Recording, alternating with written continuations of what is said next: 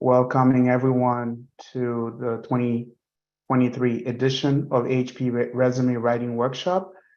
And we have a very packed session this evening.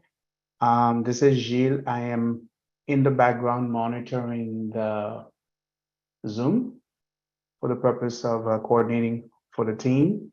And then I'm going to turn over the rest of the session for my colleague, Vanessa Marcel, to carry on and facilitate the further delivery of this workshop with our esteemed speaker, Vicky Sylvain, and Vanessa Marcel, our facilitator. Thank you. Go ahead, Vanessa, take it away.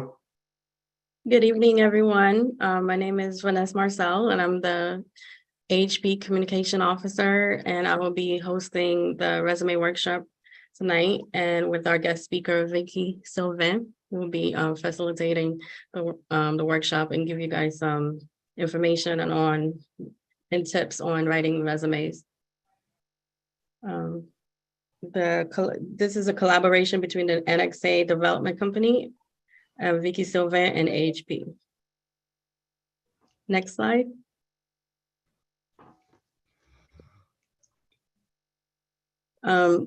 Just some important disclosures. Materials that is discussed here or presented here is just for general informational and educational purposes only. So all activities and information provided in connection with this event are intended for community educational purposes, and there are no way intended to reflect or endorsement for opposition to any official or party. So any views or opinions expressed by the speaker represent solely the views and opinions of the individual speaker and have no bearing in relation to individuals, employer, or HP, if any. Next slide. Just a session overview agenda. I will be facilitating the workshop throughout tonight, and Vicky Sylvain will be the speaker who will be talking about anatomy of the job search process, and then there will be a question and answer segment, and then concluding remarks. Give you guys some background about Vicky Sylvain. She's a professional development strategist committed to addressing personal and professional development needs of individuals on global level throughout education and community service.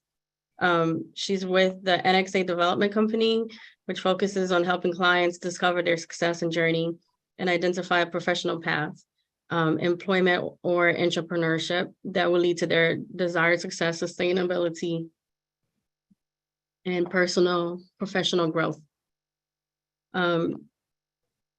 The NXA published the Anatomy of Landing the Opportunity series, Anatomy of the Resume, Anatomy of the Cover Letter, and Anatomy of Navigating Job Search Process. So Vicky is a founding member of the sorry if I'm pronouncing this incorrectly, Creasair Resource Center, established in 1998 as a nonprofit organization. It's aimed at providing resources and support underserved communities and recent immigrants. She is also the current president of Haitian American Political Action Committee of New York.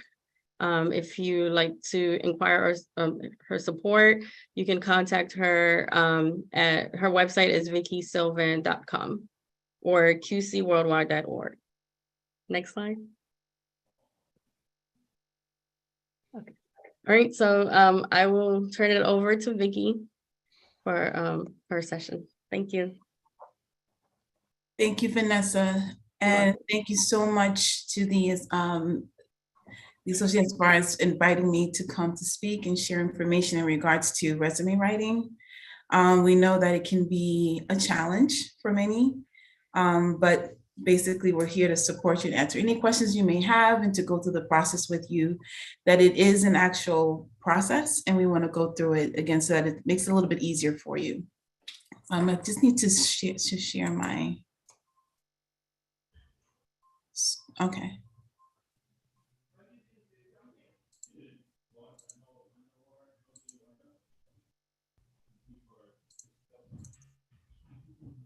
Thank you. So as far as the job search process, normally, I guess I know we're here to talk about resume writing, but usually before going into the resume writing piece, it's a lot of self-evaluation and reflection that takes place. So with our conversation, I want to hear from you, and a little getting to know you. I know it's a case of we have a number of people, so we don't have the ability of time to go through introductions of everyone and seeing, but the thing is, it's a case of, I want to do you understand it's a self-reflection. There's a, self-awareness that has to come into place before you even start the process of, creating your resume, right? So, we'll be going over the as far as self-reflection and going through the process line by line of the resume writing. And we'll have a motivation moment towards the end in regards to, again, how to help you through the process. One of the things I wanted to share was back in 2010, right? Back in 2010, most of everyone here is of Haitian descent, right? Correct? Yes. Yes and no. I think we may have some guests too.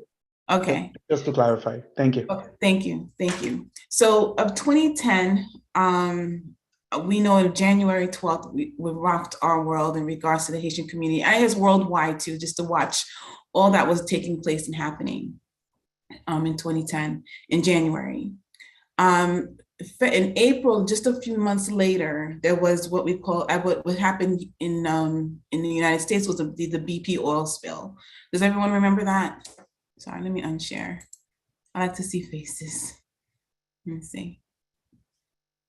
Does everyone? Yes, I remember. Okay, thank you. So as far as the BP oil spill, we had where we were just watching seeing as far as the oil spill in the Gulf of Mexico, and all of the animals of that area were affected. Then there was this commercial that went out called with Dawn had this commercial, and they had scientists who were trying to save the animals and the ducks particularly. So this commercial was circulating. So I myself am a very emotional person, still going a little, hurt in regards to watching all that was happening in Haiti, and it was still happening. And then now this came and seeing the ducks, and I guess my nerves were very, was still very sensitive. So again, it's very, a very traumatic time. But as I'm sitting here watching them being so delicate and gentle with this duck, I was thinking about us as individuals, how we have things that we are very interested in, that we care so much about, that we want to make better. So what I wanted to ask you, stop sharing because I don't see faces, but okay, but just as far as here, since you're not thinking by the screen, I want to ask you to ask yourself, what is your duck? What is that thing that you care so much about, that you want to make better? You can't take away the trauma that duck has gone through, but there's something but there's a way of making it better. And that's what those scientists were doing. They couldn't take away the trauma that they already experienced, but they were making it trying to make their life at this point moving forward a little bit better. So cleaning it very gently, and that next step. So for us individually, we have ducks that we care about. So what I would like to ask you is, what is your duck? I mean, you don't have to, if you want to share it, you can, but I would like for you to reflect on that. And usually that one thing that you care that much about is really what is your passion, or that space that you really need to be in. And so I'm not seeing faces, but I'm just want to see if you understand the question or what the route that we're taking with that. So if you want to see faces on your Zoom, you can change the view to see it as a gallery. Then you'll see everybody's face. No, but everyone's camera's off. Okay, got it. I did stop sharing. But if anyone can share if they see what I'm explaining. Could you elaborate more on the question? Sure. So as we saw with the duck in those commercials, right? The scientists were being very gentle with them because they knew that those ducks went through some trauma, right? So they're trying to make it better for them, and they were using the Dawn soap to clean them off, but they were being very gentle. So in myself, again, I don't know if I was just so, emotional from other things that were happening that year. But I was just thinking that we too have ducts per se of things that that we want to make better. We want to have a hand in making better. We can't take it away. We can't eradicate it completely because it's been happening, but we want a hand in making it better. So let's say, for instance, usually these things are associated with our lives, our personal lives, ourselves, or our friends are probably experiencing it, or our family members. So an example can be, let's say, for instance, that someone has diabetes in their family and it's something that's very prevalent and they see that they want to make it somewhat better. So they want to address an issue that is within that area. So they want to, now, if that's something that you're very passionate about, then you might want to work in that space to alleviate it. You can't take it away because it's something that's there, but you can have your mark and your hand in making it better for the community at large, or for yourself, or for people who are encountering it. Is that clearer? So what I like to ask individuals is, what is that duck for you? What is that thing that you care about? Like, oh gosh, here comes Vanessa talking about the same old thing over and over again. What is that? Oh gosh, okay, Gilles is coming. He's gonna complain about it. We know. So Hey, we Ricky, I have have a that question. in us. Sorry. Okay, I wanted to know, is it more of like your why, or like, Mhm. okay.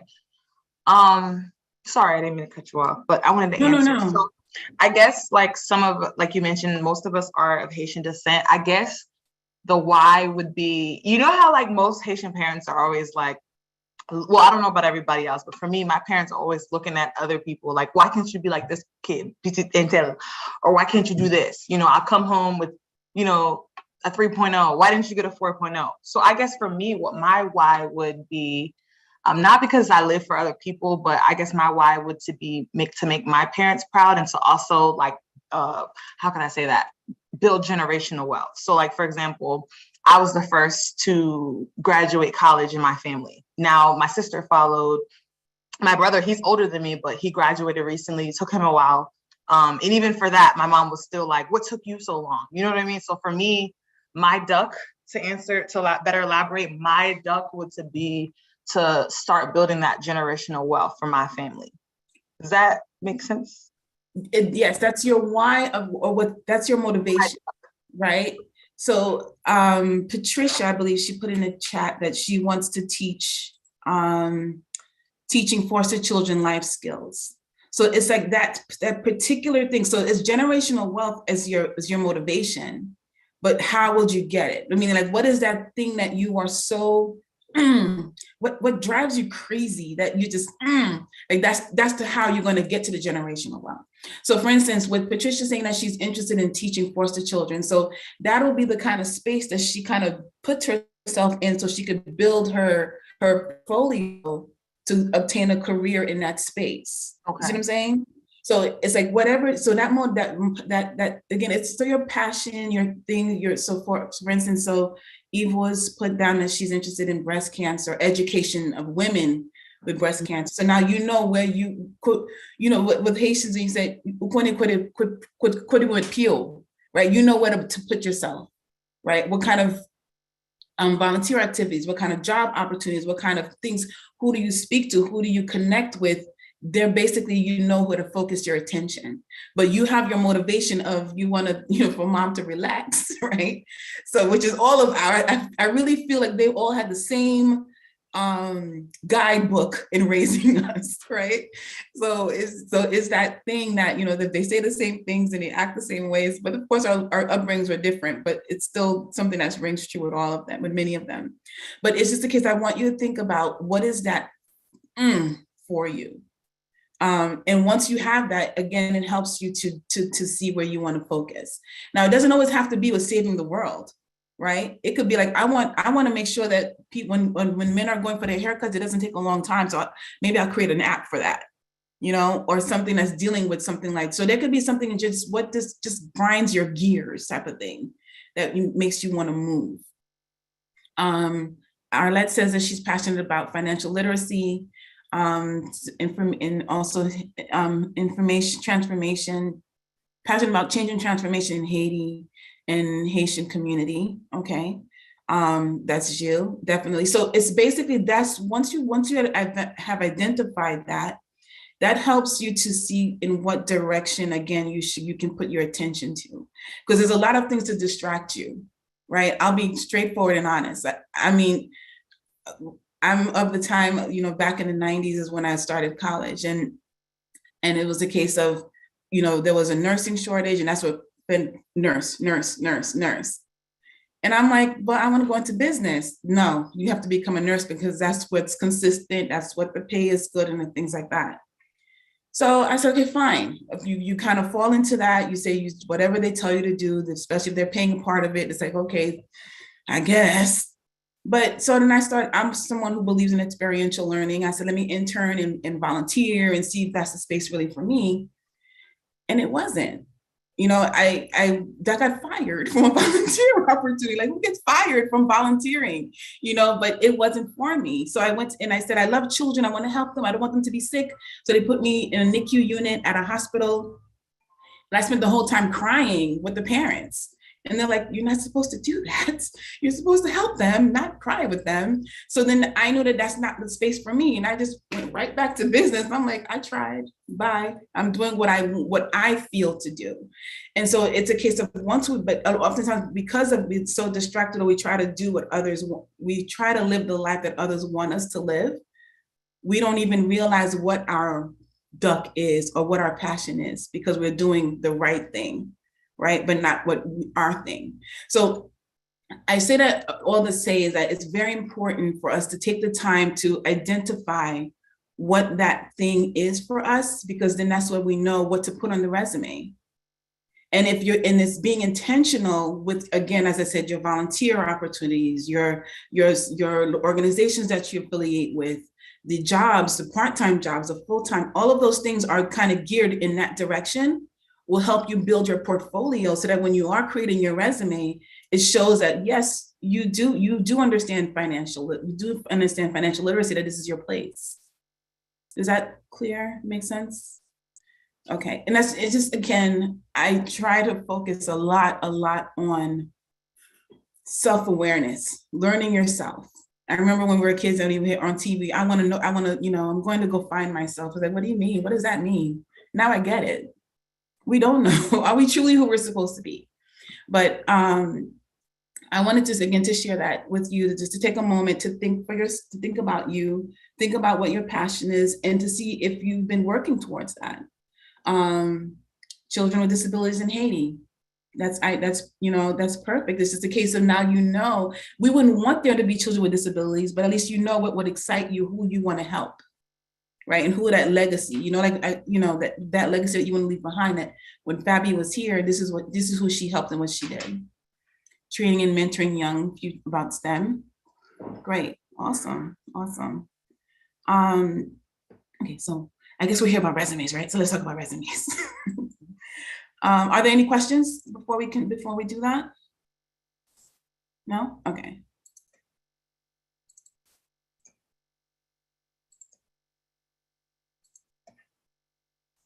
Okay, so if you can take your phone out, if you're not using your phone for this, I'd like for you to take your phone and scan a QR code if you don't mind.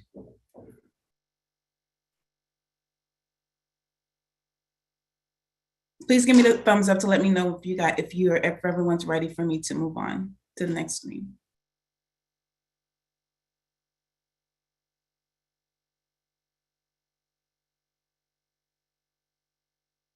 Okay, Fabi, you're gonna be my contact, my go-to. So my question here is, what characteristics should a person going through the process of building a resume have? If you could put one word at a time that comes to your mind.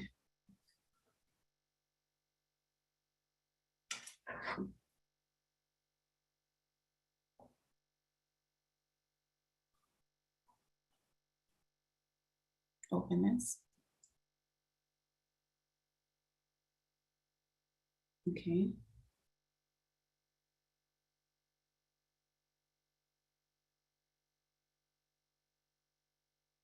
Mm-hmm. Organized, openness, detail-oriented.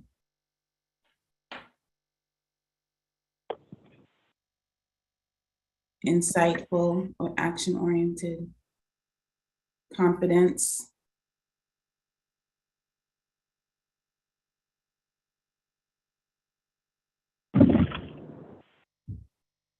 hardworking.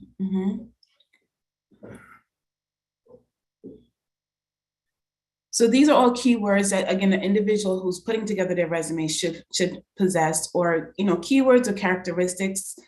Confidence is there. Confidence is a big thing.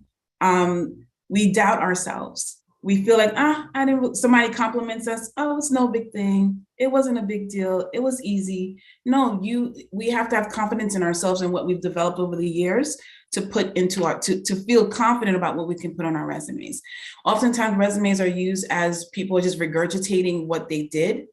And it really shouldn't be that. It should be a representation of you when you're not in the room. But you have to feel bold and confident to put it together. And so a lot in hardworking and very detail oriented, because they'll notice mistakes, and that mistake will take you off of the list very much quicker than you think, right? Insightful, okay, someone who's action, definitely. Someone who's organized, meaning you're taking the time. Also, another key word to think about is also relevant. What is relevant in your experience to share, definitely. Another question is, why have you needed a resume? If you can please share. Is it to get a new job, to create a business plan, to get a loan, or to update your LinkedIn? Okay. So getting a job is leading. Okay, updating LinkedIn. Okay. So all of these are potential ways of needs for your resume. People often think like, why with a business plan?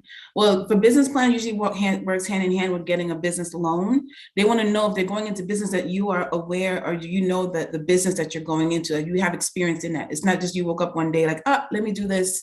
Let me start a STEM program for youth. And it's like, but you've never done anything in that space. So how can we trust that we can give you money to run something like that? So that's really what it comes down to.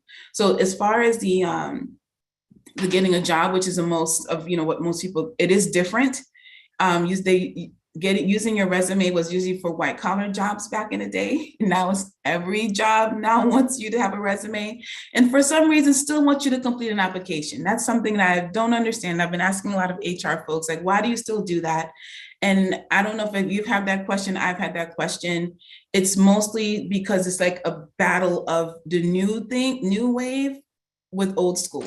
They're not wanting to let go of the resume of the application, but they want the resume because it's newer, especially for all types of fields, which is again very different and strange, but it is what it is. So as far as the anatomy of the resume, so we're going to go through the worksheet.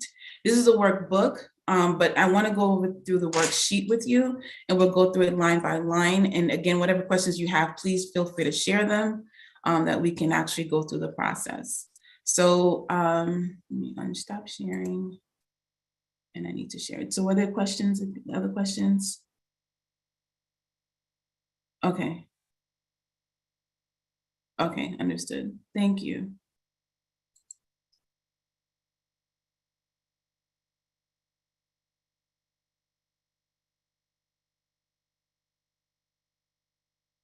I have a question. Can you use resume for if you're writing grants as well? Yes. Okay. Yes, because again, they want to know, they want credibility. Right. They want to know that you can do this, and that, that they can rely on you to, I'm sorry, I'm missing a question. If you don't mind, just one moment, please.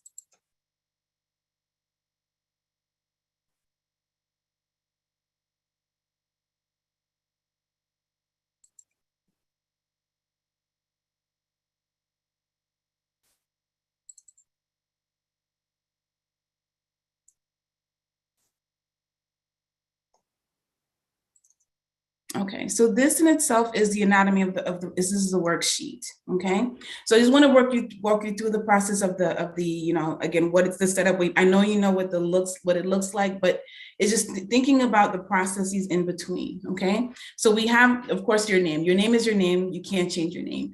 As far as before, on a Sunday, you would save up $5, $10 to get. I used to, well, $10 for me because I used to have to get a Newsday and a New York Times, have a stack of resumes on my desk, about 100, and ready to send out to as many people as I could, right? So I know I'm dating myself here. And now basically it's different, it's done electronically. However, the difference is that it's not the same as far as just sending out one blanket resume. It needs to be tailored and geared in regards to the position that you're applying to, and also for the actual position. So the first thing I always say, print out the job description that you're wanting to apply for. I like to print out because I like the paper in my hand, and I go in with the highlighter and I'm highlighting the 3 to 5 things that I feel that really applies to me, and it's that I know that I'm going to talk about and highlight in my resume based on what they're asking, what they're looking for. Okay. One of the things that, as far as the reason why I asked you about your duck before, and reason why I want you to take time to think about you as a person and what you're looking for and what you want and what you bring to the table, is because now you know what kind of jobs to apply to. So if you know what area you want to be in, what industry, what your skill sets are, and what industry, meaning what duck you want to follow, you know that your resume is going to be in that area. So you're not needing to have completely vast different resumes. All that you need to do is have one general one that you have that basically geared towards you and your path, and just tweak them along the way when you need to submit, send it to someone. So oftentimes they're like, oh, how come you don't find a job yet? You just send out resumes. It's not that simple. You have to look, it has to be geared towards where you're applying to. It's not just sending them out like before. It's different.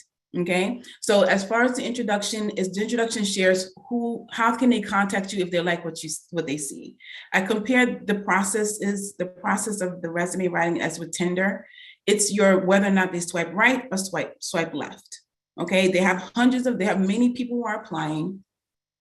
They need to eliminate to bring it down to at least 5 individuals that they can, and down to 1 person for the position. So they're biased. I'm going to be, straightforward with you. And every little thing they're using to dismiss you from that. Oh, okay, this person next.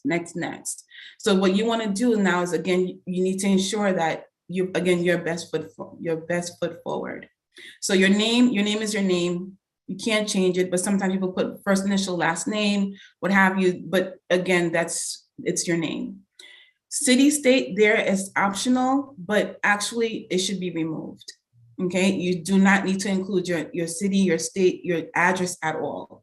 Okay, now do you want to think of why it should be removed? I've heard ones that like your city and like they can there's another thing with bias where they can judge you based off where you're from. Right. It can be a for or against you in regards to having your address. One, they can Google you and Google your house and see exactly where you live. It's different now than before. Okay. So they can Google you right where you live. So it can be like, oh, you live in that neighborhood. Oh, you live in that neighborhood. So it can go either way, right? And this is information that they do not need to know unless we are at the point where we are actually moving forward with a position, okay? So city, state, some people still put city, state. Again, it's really not necessary. Because let's say, for instance, you want to move to Georgia and you're just applying, they're going to think in their mind, but she's coming from New York. Why is she applying here? If I know the positions in Georgia and I'm applying, that means I know that I need to go to Georgia. So again, we don't need to share that information.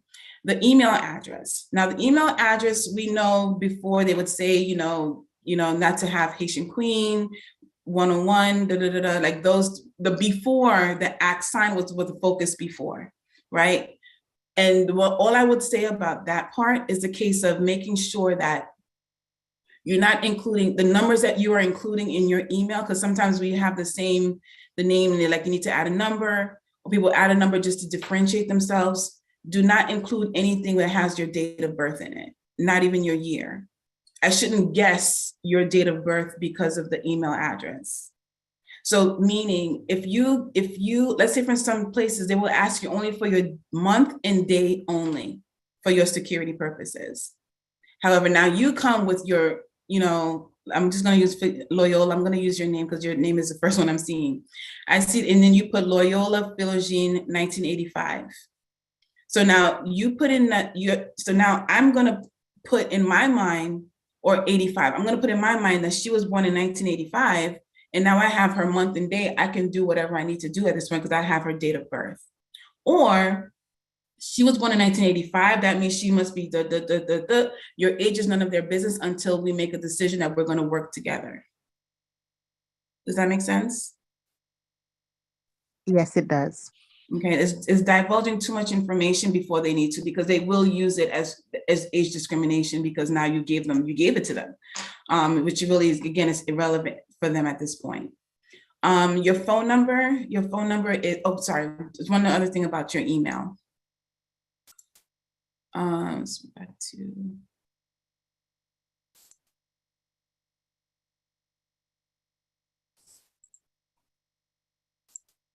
So for your email, what does your email say about you? So your email, right? If you have AOL.com, then they're assuming that you're about 55 or older. If you're at hotmail.com, you're maybe about 45. Okay. MSN, back to about 50 or over.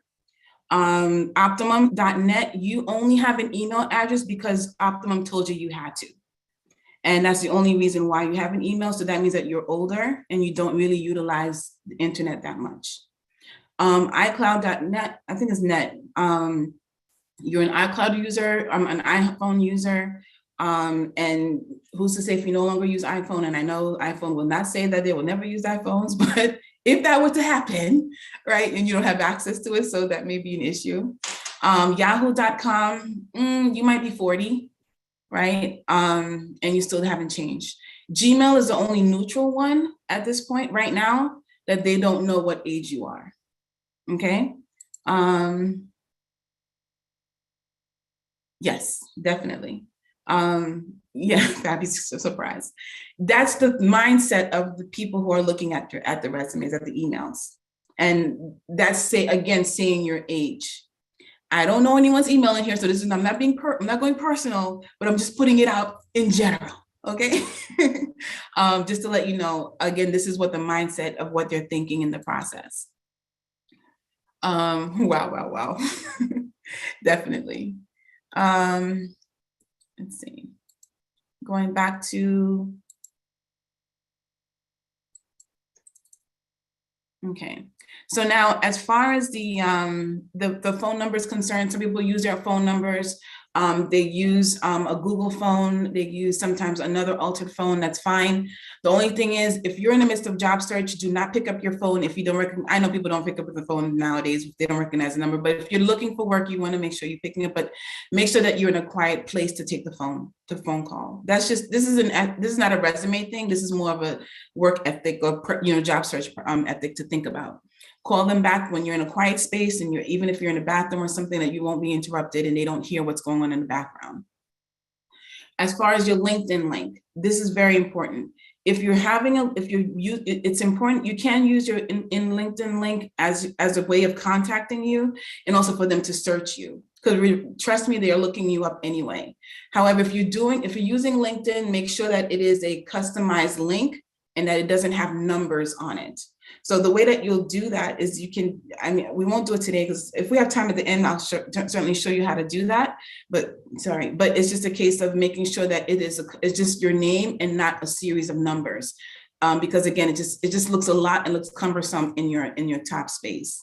Now, having a title or label, the title be the position that you're applying for, or it can be marketing strategist or community engagement director, whatever position you're applying to. Sometimes people can put it as a title under their name. The reason why is because when it goes to the ATS system and they tell you that they're looking for a director of financial literacy programs, then you have director of programs, a program director, then it's going to automatically pick you out because it sees that you said that's who you are.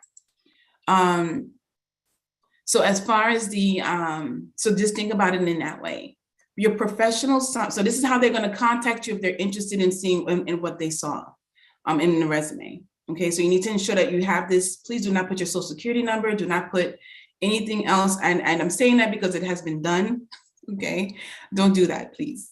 As far as your professional summary, no longer are we using the word objective, because objective says this is what I want from you, whereas you need to share what you can give them, what you're bringing to the table.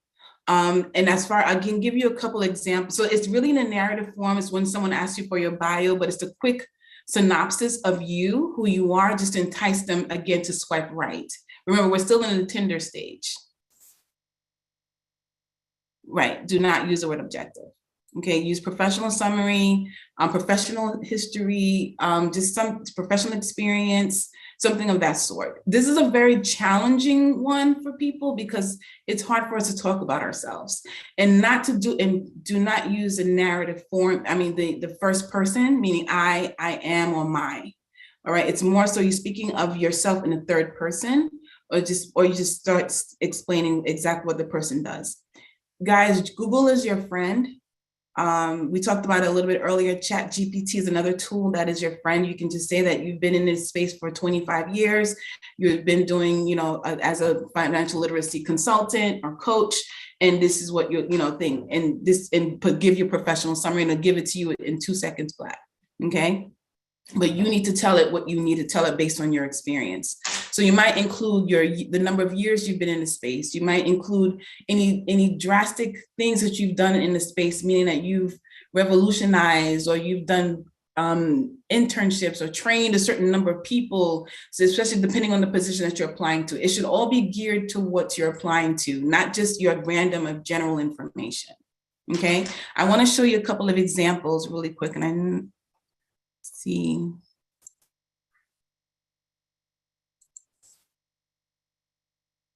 Zeddy, Zeddy.com is a good blog that provides a lot of experience, and as far as it lines it up a lot, gives you a lot of resume support. So this is these are some different areas, like this is for a social worker. Their professional summary says licensed clinical social worker with over 7 years of professional experience, eager to help. You don't have to say the name of the company that you're applying to, but such and such clients. Like, for instance, I believe Patricia mentioned she wanted to help foster children, or that she's been helping foster children. But it's just, again, saying is you're saying your intentions and what you can bring to them, as opposed to you wanting them to give you a place for you to grow. That's not their job. They're right now, they need someone to help them grow, and not for them to help to kind of nurture. When you get there, if it's a great company, it's a great match, they will nurture you, but you don't need to tell, they don't want a general introduction. Okay, any questions about that? And I'm going to be honest with you, the professional summary is probably the most challenging part of the resume, because it's hard for us to talk about ourselves. The education space. Now, usually if you're newly graduated, or you really come with your education background is stronger than your professional background, meaning for instance, they want a degree in social work, but you've been doing other type of work before, then you want to showcase that I just finished my social work degree, or I have my license. You want to bring that up in this space, and you want to bring it higher up for the attention, right? So you would include where you went to school, the degree that you earned, any certification that you received. What you may want to do is not include the year, okay? Once you have it, once you've graduated, normally if you haven't graduated yet, you can say pending such and such year. So pending May 2023. Soon as May 15th hit and your graduation was May 15th, at the graduation, you could go into your resume and just remove the date, because at this point you have your degree. It doesn't matter when you got it. The reason why the date should be, you should want to be thing about, reserved in regards to sharing that, because again, it puts your age out there.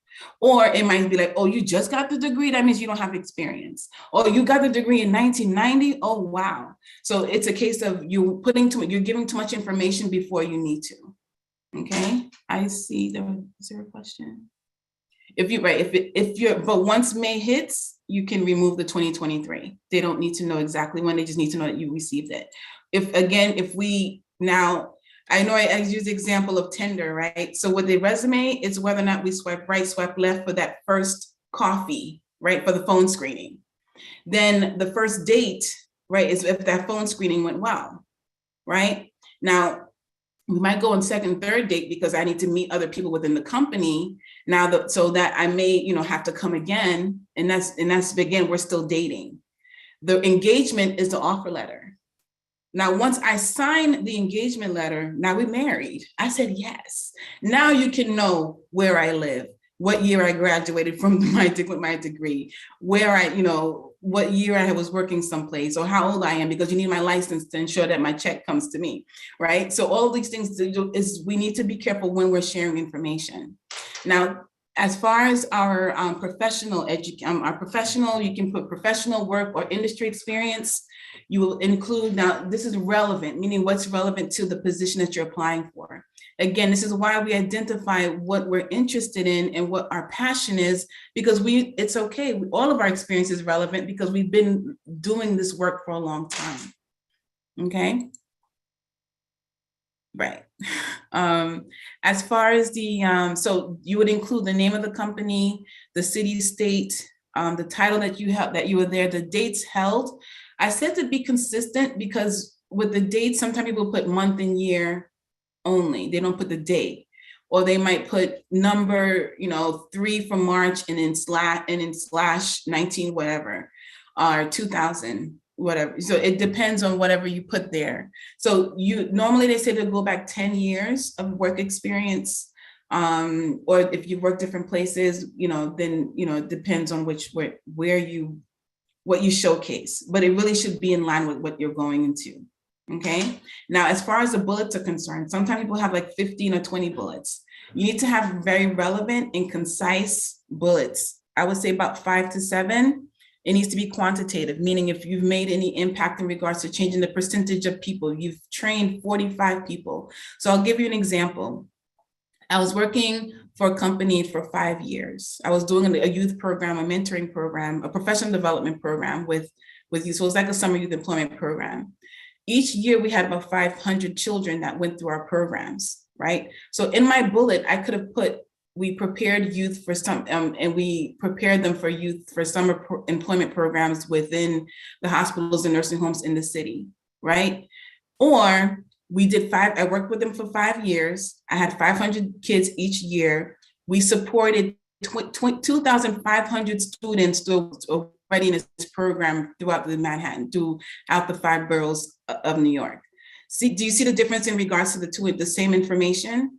You have to quantify it and put the numbers to, combine the numbers so that it has more of an impact, right? If you've trained a certain number of people, I've trained a couple of people here and there. You want to be able to say, no, I've trained individuals as they came in. It was about 55 individuals that, co-workers that I've trained as they came in. I was part of the onboarding process. And using keywords from the job description that they give you exactly what they're looking for. So you want to match them, what your experience combined with what they're doing, what they're looking for. Okay. As far as, again, the work experience, you're still outlining it here. Volunteering, this is important. Now you're part of this organization, and that it should be listed on your resume, okay? As far as any type of other affiliations, if you received any certificates, any awards, any recognition, you can include that. If you're part of a certain, like for instance, I work for lupus, right? Because my aunt, my cousin, it's this condition that they're dealing with. So it's something that I'm passionate about. So who's to say that the resume that's getting it has a family member who has lupus and who can relate to me? And this is what kind of trigger, and it's a trigger for them. And they're like, oh, I'd like to meet her to learn more about what she's doing and how she's engaged with that. So you never know, again, that's you being your truthful self. And now, it can be something that benefits you on the back end. Okay. As far as references are concerned, do not put references available upon request. This dates you. This tells them that you learned how to do resumes a long time ago, and you're holding on to that.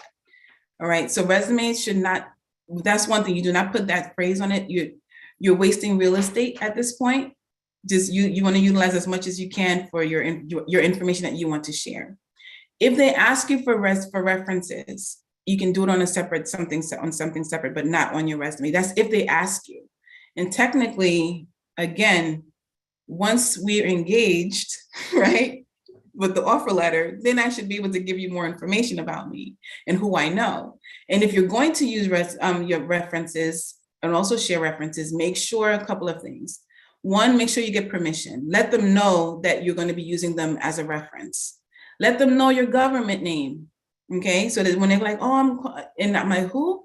That looks bad if they don't know and they weren't expecting the call. Okay. Also, try to see if you can find references that are within the space that you're wanting to go into. So, for instance, if you know Dr. So-and-so or Mr. So-and-so, and they're known in the community, or they're known in that space, if you use them as a reference, that looks good because they're, oh yeah, we're familiar with that person. So it's very helpful. Okay. And that's really it in regards to references. Just be very careful not to just use someone randomly without telling them, because you want to get permission. You also want to know how they want to be contacted. Do they prefer to be called by home? Do they want to use their work phone? Do they want to use their personal phone? Do they want to use their personal email or their work email? A lot of things you just want to make clear that they're on board with you, and they also know what you're doing. Okay. I know we're as far as pressed for time. I just want to share one more thing with you. And this is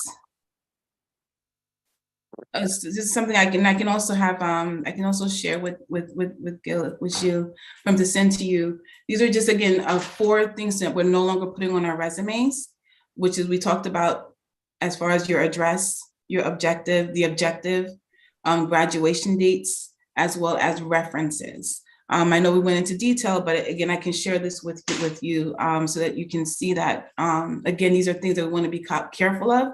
And these are things that they did not tell us before, or, it wasn't a thing before, but now it is a thing. Okay. Let's see.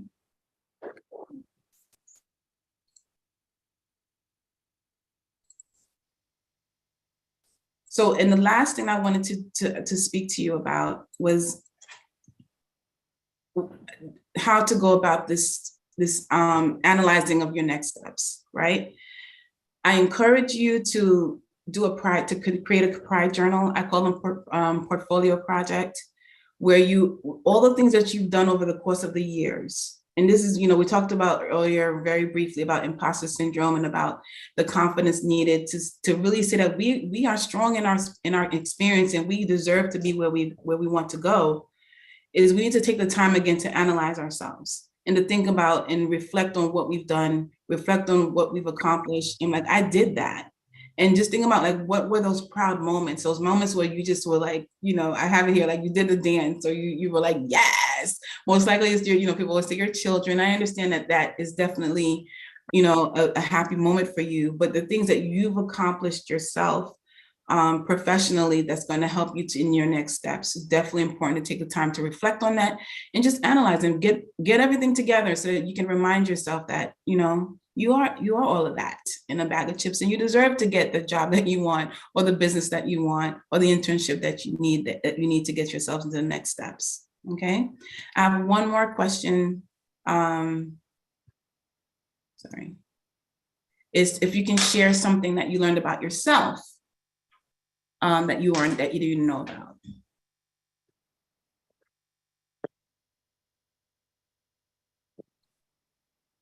So you can, if you can share, this goes back to the QR code. If you can share something that you learned about yourself or about resume writing or the process that you didn't know before. Okay, thank you. And if there were any questions, if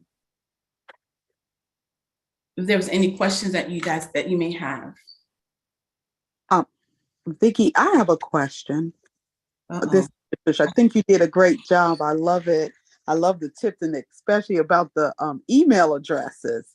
Wouldn't have Oh. never thought about that. That's great. So I got to create a new one. Okay. But I want to ask a question when you talked about the not adding the references. Mhm. Now, just imagine, because you get thousands of jobs, applications for one job, as you stated. So if my resume has everything on it and the other, I'll just say 5, does not have the references included, and they're really trying to hire quickly, wouldn't they go to if my resume mirrors everything that the job announcement is asking for, wouldn't they call my references to try to get me in for an interview quicker than the people that don't have the information available? Well, the thing is, the references usually is like, if we decide we want to move forward with you, then we'll call your references to confirm. They shouldn't be calling the references even before you come in. Well, some people do. I've noticed that. Some people are calling the references first, because if you're no good, then they're not going to waste their time with you. And sometimes, it could be fluff, because we're putting people that we think know us, right? Right. So if I get 100 applications, that me personally, I'm saying if I was hiring, and I can narrow it down to from 100 to 50, I'm calling the references first, because I want to take you through the steps and then get to the references, and they may not say anything good about you, or they may not know that I'm applying for a job and they don't know what to say. The thing is, as far as the references, usually the only time that I do see that when they do ask it for it at first would be at times when, if you're filling out an application online for a company, and they might ask you for information that technically you really shouldn't be sharing. They shouldn't be asking, because it's illegal for them to ask certain things. But more than likely, the work, it's a lot more work for them to call the references before they speak to you, to see they even like you. Or see that there's a possible fit there. I wouldn't overshare, but it's up to you. Again, it's just suggestions that we're sharing. But as far as, because I know it's more work for them. Like I know, like even now I'm helping a company hire, and it's challenging just to get people on the phone. So if it's challenging to get on the phone, then I'm not going to even bother going to the next steps with you. So it's just, it's just different thought processes there. But it's what you feel, because again, every industry is different too, and companies are different. Everyone is because one thing, I know this is really, I know we're a little bit over time, but one of the things to keep in mind is that the people who are technically in charge right now or who are in hiring spaces are the younger boomers and the older Xers, right? In regards to generation. So they were raised in that space of, the boomers. So they have a little bit more, they will think about references, but the younger ones will be like, yeah, only if you pass this space is when we're even going to go to that space. Because we don't even know if we're going to get far into our conversation. Because at this point right now, honestly, it is challenging to find individuals because people are not following up. So for them to confirm first, more than likely they want to know, they want to get in touch with you first. I hope that helpful. Yes, thank you. Great. So I see that I understand how to better write down what I achieved on a resume. I learned address isn't necessary, right? Love the duck exercise. That I can date myself, based on the information I share, right? I didn't know that I had a duck, but that was nice to become aware of that. Cool. So again, it's just basic information. Thank you again. I do thank you so much for giving me this, the space to share information and to to share my duck. My duck is that I felt like we weren't prepared. We were just more like, go to life, make it happen, right? Go. Hi, Vicky. Can you put the slide back up that showed the 4 things that? Sure. I was trying to.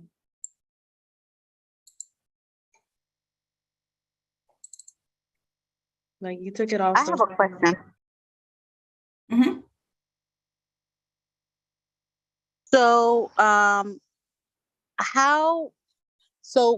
my question is, how does one, because I know like for LinkedIn, you put your open to opportunities, but how does one make yourself available on LinkedIn when you have colleagues and managers that you're connected with? Yes, I have that question too. So LinkedIn is used for many purposes in regards to for you to look for opportunities, and then for opportunities to look for you. One thing that you can do with LinkedIn, and you can still, you're not going to have the I'm hiring flag or that, the sash, the Miss Universe sash that, I'm looking for a job. You don't want to do that because again, you want for confidentiality. But what you can do is in your title, you can put your I don't know if you're familiar, like in the heading, that's what they call it. So you have your name, and then you have the name, the heading, which is what like your positions or what you might be looking for. You want to utilize that space to highlight your titles, so that when they're doing searches for those particular titles, you come up. Does that make sense? It does. If I can show you really quick. But we can do that without alerting your colleagues that you're currently working with. Right, because the thing is, I'll show. Do you mind if I take this down? Go ahead. Okay.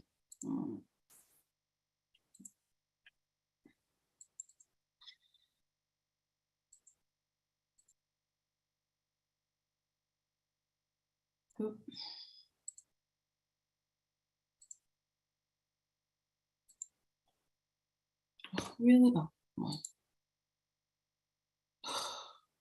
I'm sorry. Okay. Let me see if I could look up someone. If I'm not on, I don't know if I can get in real quick. So in LinkedIn, let's see.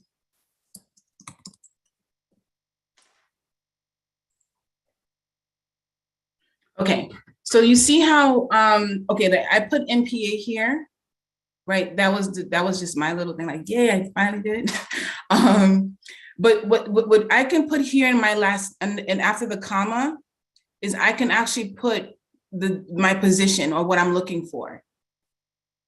Do you follow? So let's say, for instance, if I put workforce development strategist up here as my last name or as a comma behind my name, when somebody does workforce development strategist, I'm going to come up right away because it's going to assume that that's my name. Oh, okay.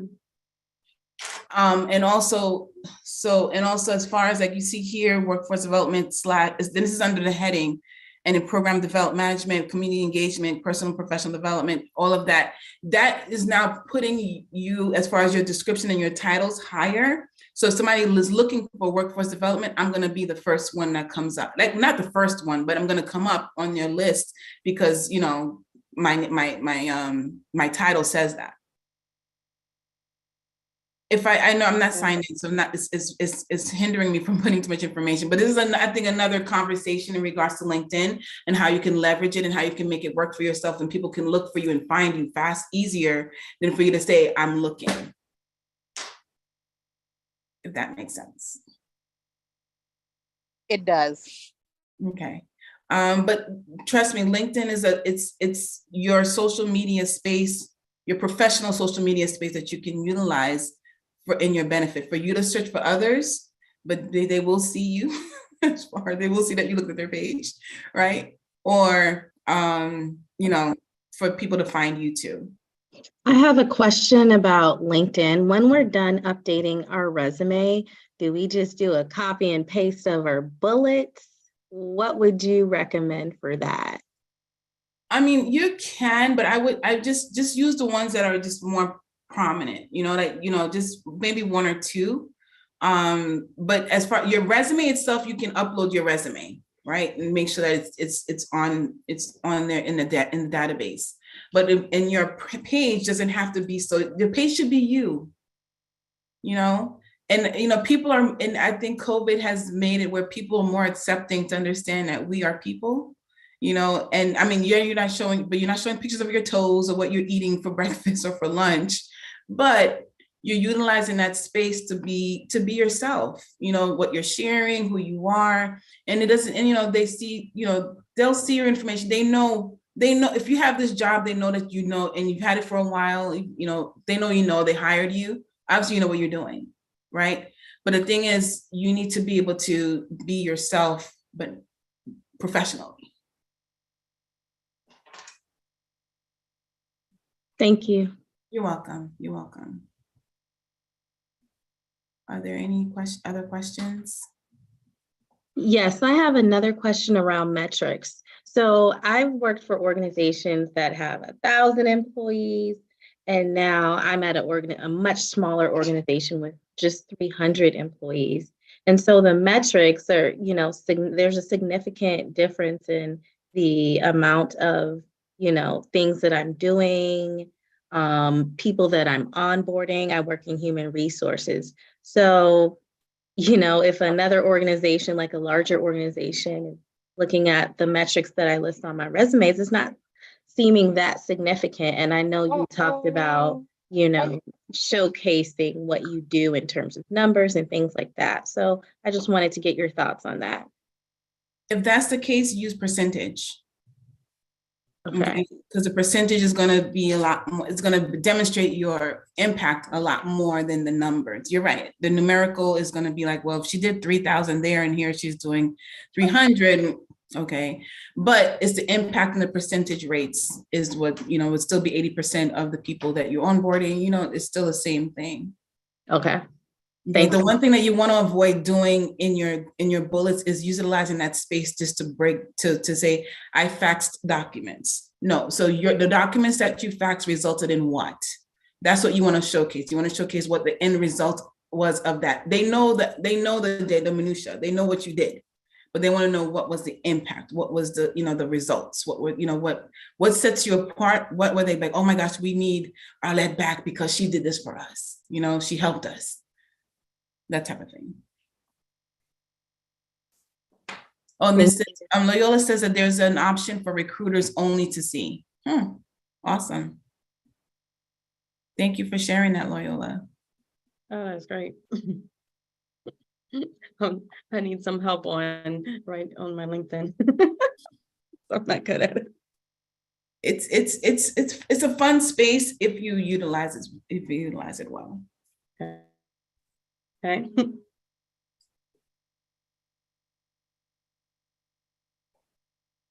Okay.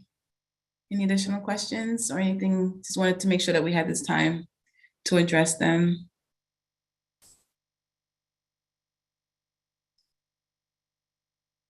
I have another question. Mhm. So, one second, please. Mhm.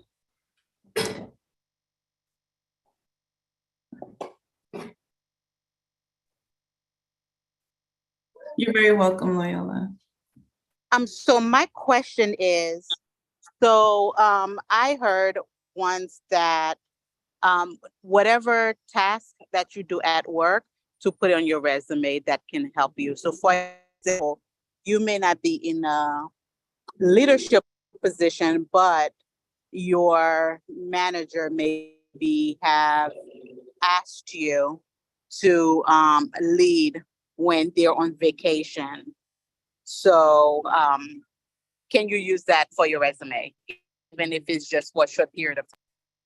No, definitely. It's really, it's taking the time to identify what you do at work that's outside of this, even those that are outside of your scope.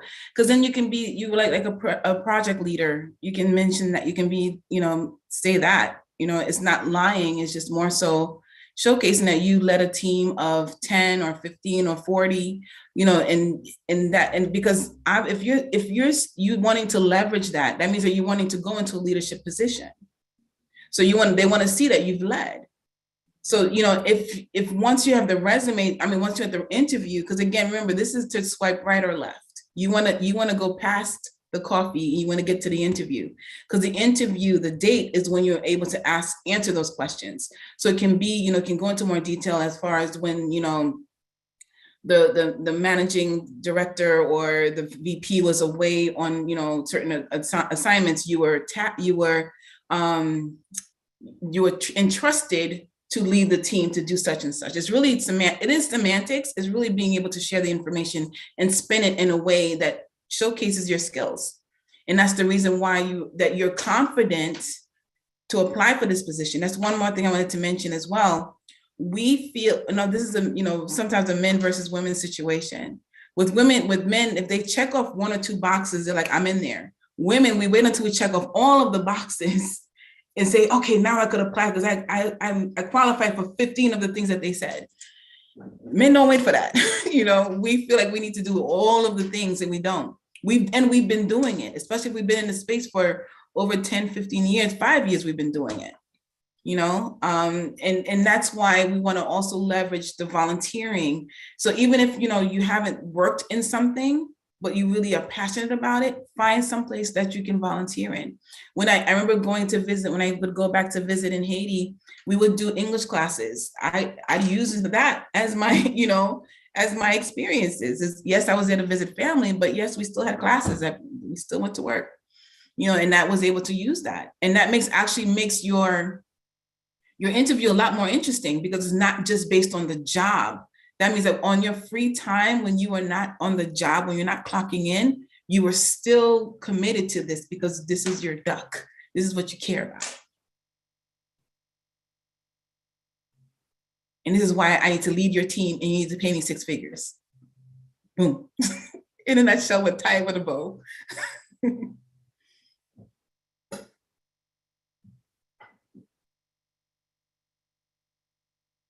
Any additional questions? Hi, good evening, everyone. Good evening, Vicki. Good evening. First and foremost, I want to take the time to thank you for taking the time out and having this class with us this evening. So thank you for that. My question is, I've been at my job for 17 years and I'm currently working on my LinkedIn, and I feel as if my skills that I'm putting in the LinkedIn is like repetitive. So how can I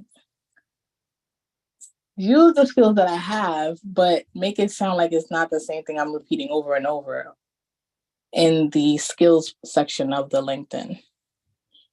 Well, if you've mentioned it already in one space, then just you don't have to mention it again, because it's assumed that you've mastered that skill. Especially if you've been there for 17 years, you don't have to repeat it. Remember, we don't want to focus on the tasks.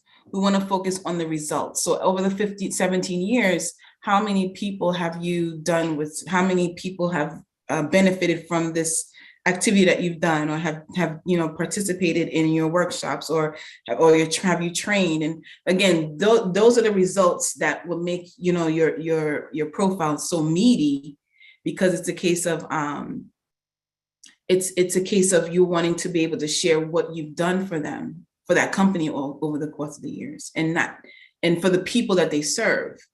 And that's basically what the focus should be, not so much on the tasks themselves. Okay, that makes sense. Thank you. You're welcome.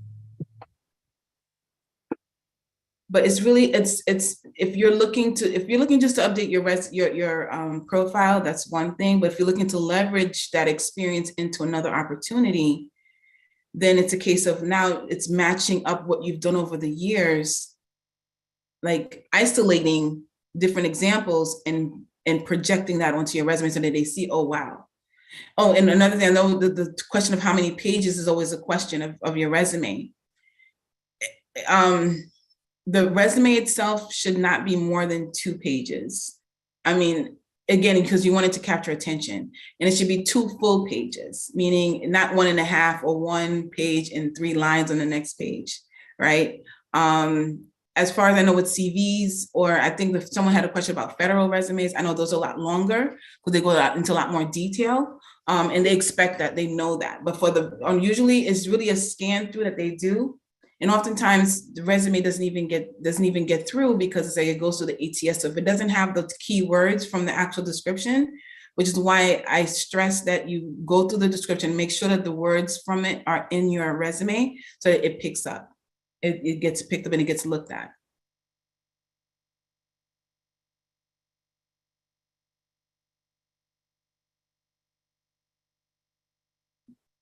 Are we cool? Questions, concerns?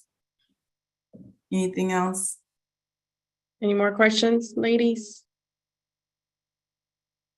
Or gentlemen? I don't know if there's any gentlemen in here. I'm here. Well, we got Joe, yeah. I think there's another gentleman there too on the call. Okay. The one thing that I, would be questions for me. okay. I'm sorry? No, I was simply saying that was the only question. That was the last question for me. Okay, great. I just didn't want to go over the time that you have allotted. There is a test, perhaps another time we can do together. It's called the color test. And it's basically, has anyone done the color test? It's like a personality test. No. No, it's interesting because it helps you with the resume. I find I usually use it for that because it just helps you to identify yourself personality wise, and also helps with the jobs that you go for and who you are. But it's more so it's understanding yourself. An example that we have is like, for instance, the 5 love languages. Have you heard of, are you familiar with that? Yes. Yeah. So the 5 love languages being personal, physical touch, quality time, gifts, acts of service, Information. and affirmation, right? So it's a case of, if you know yourself, then you're able to be and you know which one you kind of resonate with, there's a better relationship. So it comes back to the same thing of us knowing ourselves and being in the workspace and how we communicate and how we would like to be communicated to is sort of the same thing. And that's what the color test really goes into play. And again, it shared the information that you learn from that about yourself. You're able to utilize that with, in the workspace, which makes it a lot easier for you to kind of, to work through, because work ethic is another thing a lot of companies are struggling with, especially with the younger generation. And I'm pretty sure you'll see like the mindset is different. And so it's really like, how do we communicate with each other and know each other? So that's something I can share with Jill as well, to share with you on your free time. So you can kind of get an idea of, because self-awareness and being certain about who you are is very helpful. It's very necessary to make the right moves in our lives. When I used to work for the DOD as a contractor, one of my bosses, they made us take a personality test. Mm-hmm. So he could see how well we can work together in a team in our division, because everybody had their own personalities, but he wanted to see. So I think it's a good idea to take a personality test to see who you are and be aware of what you can do and what you cannot do. Yeah, and sometimes we think about what we would like, but sometimes it's just, there's nothing wrong with who we are. Right. Each of our stories are different, Yeah. Like we said, all of us Caribbean parents, they've kind of learned through the same From one book. And that's who basically, how we move. But we still have our separate personalities. Yeah, at my most recent job, they did it, and it was actually weird and nice in a way.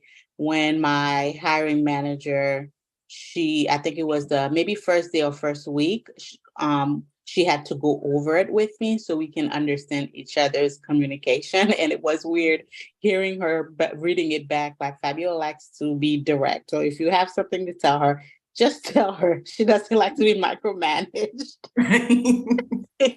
But it was good because we had that understanding that, okay, this is who I am, you know who I am, and this is my personality. And so she knows how to, Haitian mom, as we were saying, I'm sorry. But, you know, she understood that, okay, this is how to deal with her. But I have, I guess, one last question for you.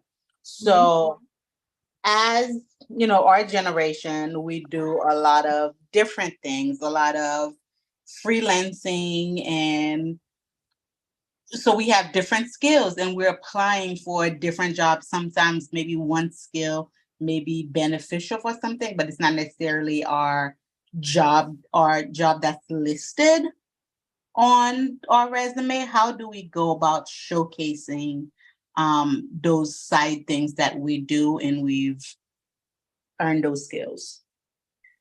It's when you're in a job, if you're in a job search space, it's easier to focus on one, right?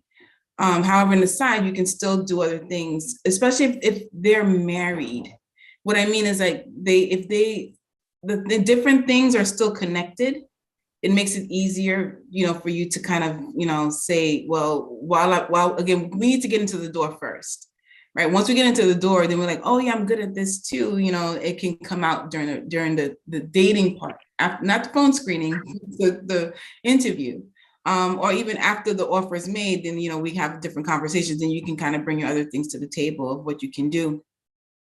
But it's really easier because, again, you want to be able to focus on that resume. Again, you can tweak it to adjust to whatever you're applying to. But when you have 4 or 5 different resumes, it can get very distracting and very, very confusing. But then if there's one that you really wholeheartedly to, I would focus on that for now. And then, you know, you can cater it later. You know, like for instance, there are certain things that I will post on LinkedIn. There are things that I won't, right? Because it's not connected to that professional space that I'm trying to. So it's really branding. You're trying to brand yourself. So if you're branding yourself, you can't have too many things. We have different hats. We have different hats, but we don't want to. We can't show the different hats at once. Good. Look like you're tired. If that makes sense. Take a nice shower. Close the door.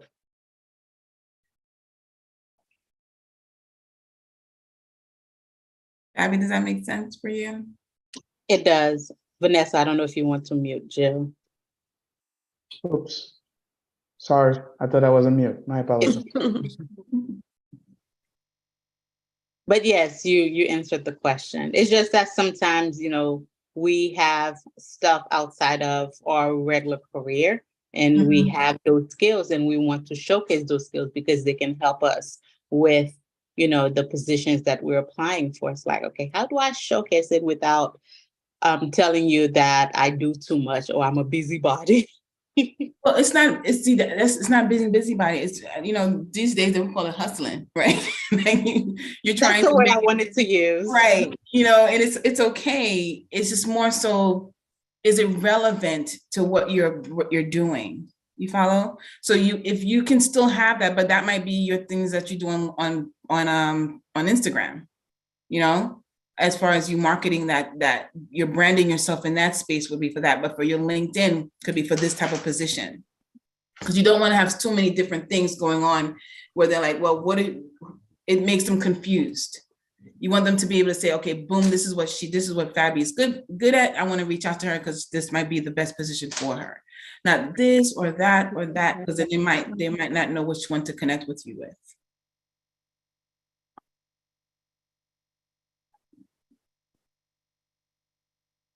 But I have to say for myself, I have my professional stuff is on LinkedIn, but my, you know, other businesses, other ventures that I'm in is on Instagram. It's a different space. No, thank you.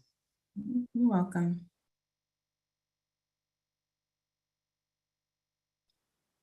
I think that's it, the questions.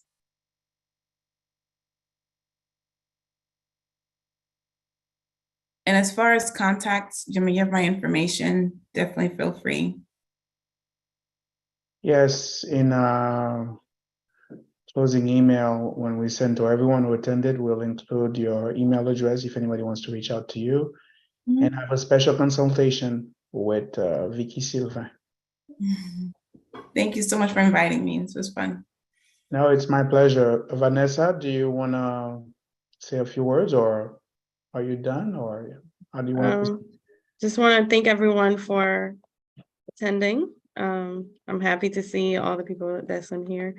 Unfortunately, we didn't get a chance to have everybody introduce themselves, but I'm glad it was engaging and everybody was asking questions, and I hope Miss Vicky Silva was able to share some tips, and I know I'm gonna be updating my resume after tonight. So I hope she was able to help you guys with your search of whatever your future endeavors, like whether you're searching for a new job or you want to switch to a new career. So thank you everyone for attending.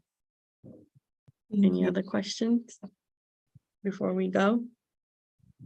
On my end, I want to say thank you, Vicky, for your availability, your kindness, and taking the time to help us out and share your perspective with the team and the attendees. And thank you also your company, NXA Development Company. And also wanted to remind everyone she's also an author. So the book, The Anatomy of the Resume, is a book that she came out recently. So, long success to you in your endeavors, and thank you for your availability today. Thank you everyone for attending, and look out for the next events of AHP and other virtual sessions we have, and continue to participate. And we look forward to having you. Thank you for this journey with us. Thank you. Good night, Thank you. everyone. Have a good night, everyone. Bye-bye. Good night. Good night.